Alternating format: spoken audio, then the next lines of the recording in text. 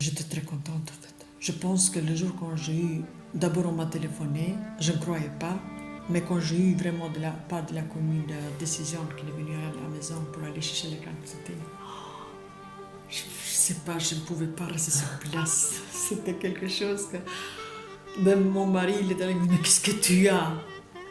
Lui, il avait des papiers. Moi, j'avais pas de papiers parce que lui, il avait les papiers de pays. Il avait un passeport, il avait une carte d'identité, mais moi, j'avais rien. Avec mes enfants, j'avais rien du tout.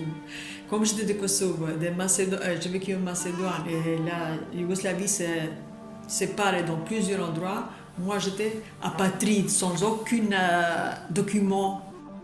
Et pour moi, c'était quelque chose. J'étais quelqu'un, en fait. Pour moi, je me sentais quelqu'un, là.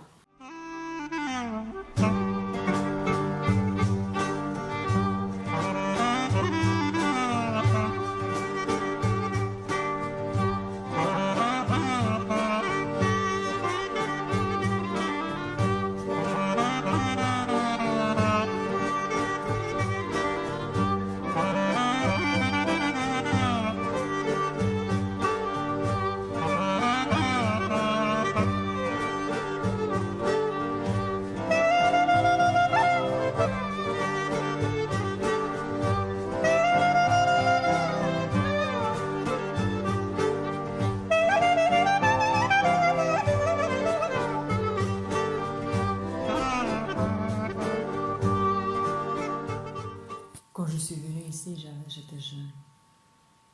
J'avais 23 ans. C'était un peu... au début, c'était très très loin de chez moi. On dirait que le voyage ne se terminait jamais. Au moment qu'on s'est installé, c'était le mois d'avril, au début du mois d'avril. Et il faisait sombre en fait. Il y avait encore de la neige, humidité. Il y avait une odeur bizarre en fait. C'est le climat ou je sais pas, mais j'étais pas bien et c'était triste. Et à chaque fois quand il pleut, même aujourd'hui, eh ben ce jour-là, quand il pleut toute la journée, surtout, c'est une journée triste pour moi. Et je me disais, est-ce que c'est possible que le destin me conduit, enfin, il vient derrière moi pour me dire que voilà, quand il pleut, pense à Pristina ou à la famille.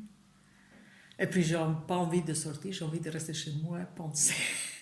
Ou bien je prends des livres ou des photos, regarder un peu, retourner dans la nostalgie comme ça.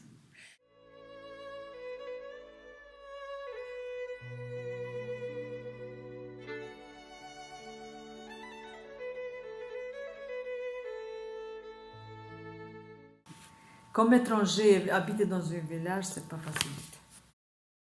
Parce que tu es, comme me disaient les gens, tu es notre miroir. Nous, on peut se voir tout. On peut voir tout chez toi, mais toi, tu ne peux pas voir chez nous. Et je disais, c'est quoi ça? Pourquoi cette expression? Qu'elle se trouvait au village, il faut faire attention, peut-être c'est de douleur, peut-être c'est, je sais pas, de malade, ou plein de choses.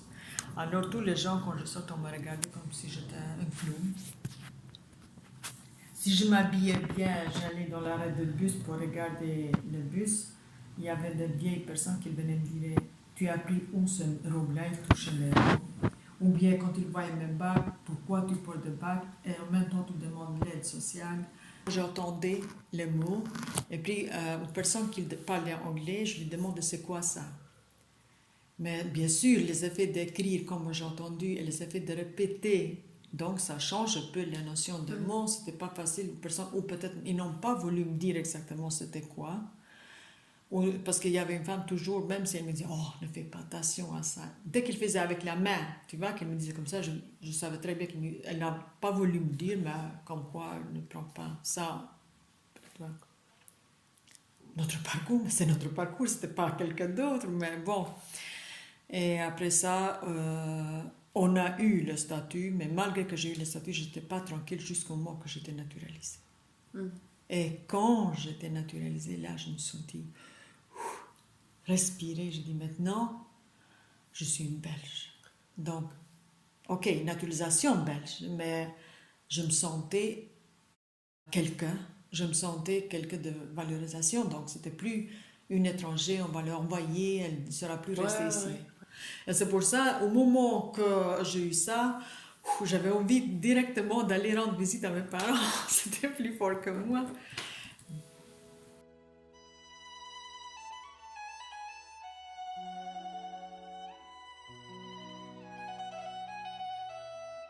Il n'y avait pas de téléphone, on écrivait des lettres. Eh ben, je prenais le temps pour écrire une lettre, pas d'une fois. Ben, j'écrivais un peu, et puis j'écrivais après 2 jours un peu, et puis j'essayais de raconter à ma famille que tout va bien, que je suis bien. Et même s'il y avait des choses que ça n'allait pas, je ne disais jamais ça parce que pour ne pas les inquiéter en fait. Par contre, au moment que j'envoyais la lettre à la poste, je savais bien que ça va prendre une dizaine de jours pour arriver là-bas. Je comptais encore 10 jours que ma maman va me répondre ou ma soeur. Et puis, quand il y avait 20 jours, 22 jours qu'il passait, ben, j'étais tout le temps dans la boîte à lettres pour regarder s'il y a une lettre qui va arriver. Et quand je prenais cette lettre, d'abord, même maintenant, j'ai la main qui tremble. Quand j'allais ouvrir et que je voyais la lettre, je le prenais, je le serrais, je ne l'ouvrais pas tout de suite.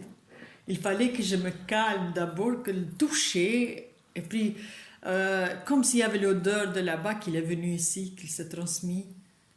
Et puis, je prenais le temps de lire. La première fois, je faisais pas ligne par ligne, mais comme ça, en grand.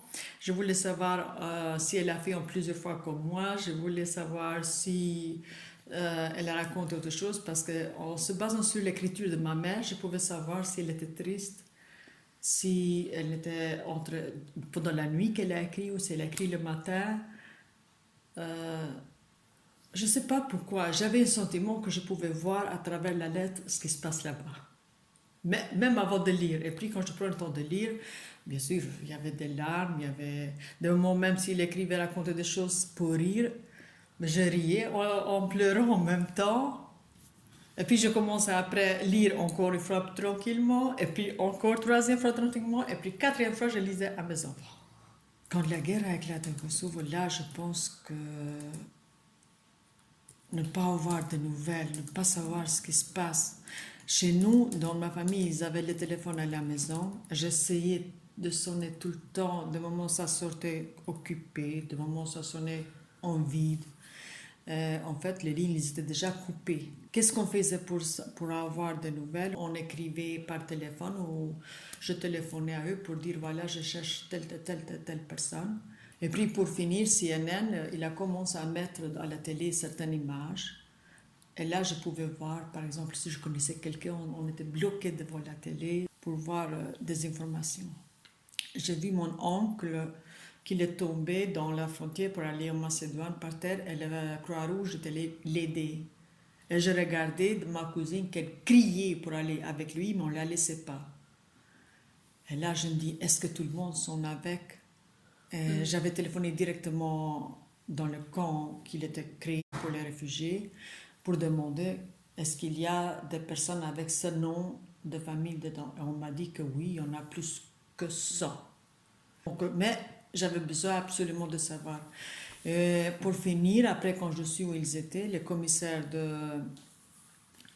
général, il nous a appelé, il a dit, comme tous les pays reçoivent des réfugiés de la guerre, je propose que, quand vous travaillez chez nous, donnez le nom de la famille que vous avez là-bas, et on va aller le chercher directement avec l'avion pour l'emmener ici. Il y a eu 10 personnes de ma famille qui sont venues ici. Et comme mon papa voulait retourner, parce qu'il disait je ne veux pas que ma maison ou mon jardin, tout ça, soit occupé par quelqu'un d'autre.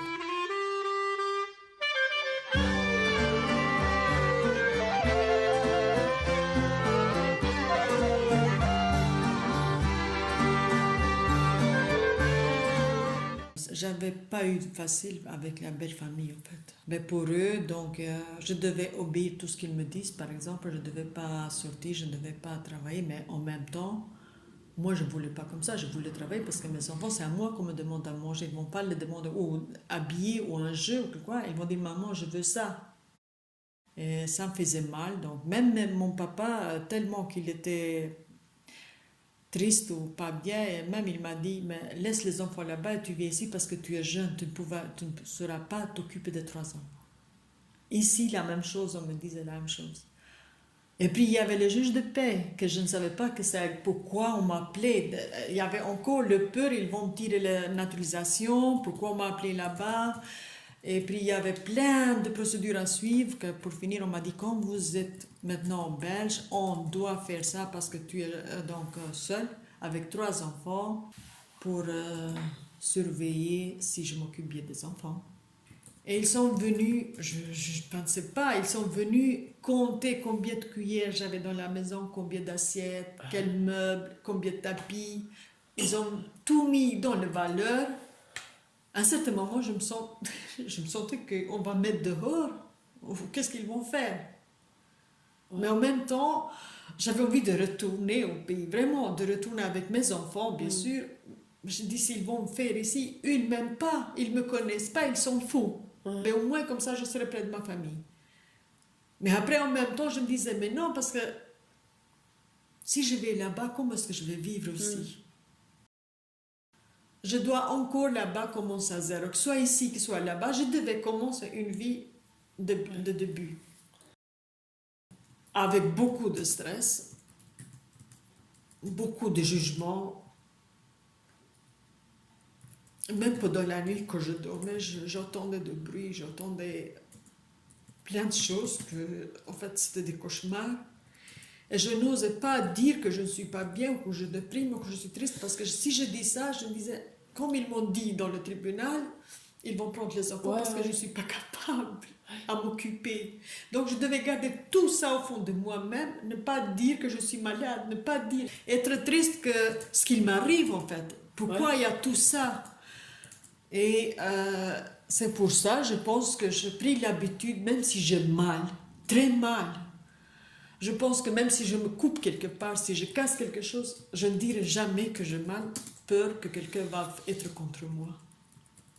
Je supporte, la douleur, n'importe quelle douleur, je le garde au fond de moi, même ne pas le dire, parce que j'avais peur qu'on me prenne les enfants, surtout les enfants. Surtout quand on m'a dit que les enfants, on va le mettre dans une famille d'accueil si tu n'es pas apte à s'occuper.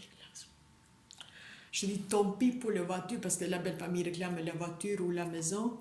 Je dis tant pis pour tout, mais mes enfants, je ne donnerai à personne. Et c'était à chaque fois comme si c'était devant le juge, en fait. C'est ici en Belgique que j'ai appris qu'il y a du travail au noir et du travail avec le papier. Avec le temps, on apprend tout, mais si je ne savais pas, et c'était à chaque fois, je devais insister pour dire que non, c'est pas comme ça.